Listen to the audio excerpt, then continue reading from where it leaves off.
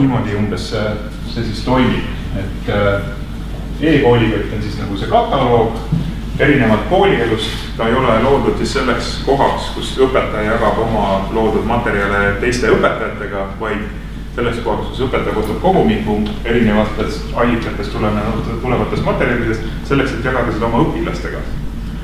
Aga koolikott saab sellest teada, kui sa jagasid seda oma õpilastega, paned kirja ja saab siis rehkendada, et need materjalid, mida rohkem kasutati, need järelikult peaksid olema vist paremad.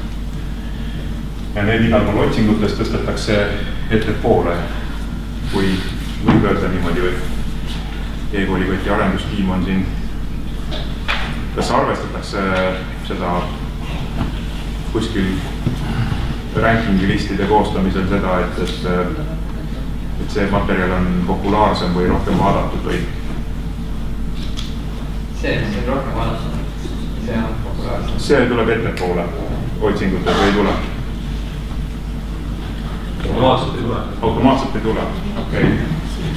Igal juhul, jah, et te peaksite sellest aru saama, et kuigi te praegu, meie soovitame alati kasutada e-koolikotti selle väravana, kus te otsite neid materjale ja mille kaudu te siis õpilastele jagate, siis tegelikult siin kogumiku sees olevates peatükkides ja alampeatükkides, need on nagu sahtlid, kuhu pandud materjalid tegelikult ei asu siin. Et siin on ainult see aken, mille sisse on siis akendatud või koogitud materjal, mis istub tegelikult hoopis teises kohas, et sellest Drupali serverist.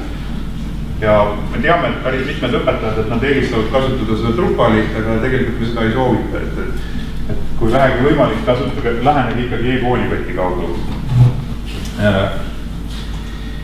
Nii.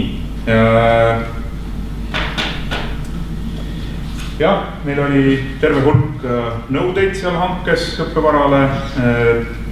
Nagu ma ütlesin, et me pidime katma terve riikliku õppekava, sealhulgas ka üldpädevused ja tagama lõimingu ja ülesanded esitama 3 eri raskusastmel, lähtuvalt siis Bloomi taksonoomiast. Me oleme praegu nad tähistanud tärnidega, et 3 tärniga ülesanne on siis kõige keerulisem. Ja üldjuhul tähendab seda, et siis 1 tärniga ülesannetel lihtsalt lisaks sellele, et nad on põhimõtteliselt lihtsamad, on tihtilugu ka vihjed juures õpilasele, kui õpilane ise ei oska lahendada.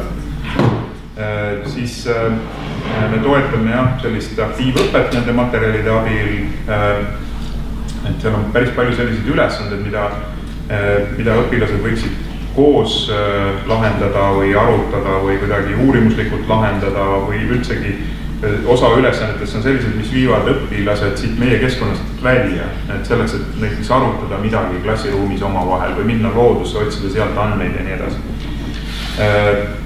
Lisaks siis tegime nendest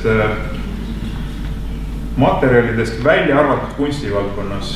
Teistes valdkondades me tegime siis kutsehariduse jaoks kohandatud versioonid ka, et see oli meile hankega ette pandud, et 5 õppekava grupi, vist nad nimetavad neid minu arust, mitte eriala, siis jaoks me kohandasime matemaatika, loodusainete ja sotsiaalainete materjale.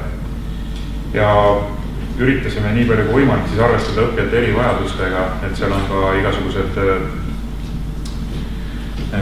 kirjeldustõlked ja siis subtiitrid juures videodel näiteks.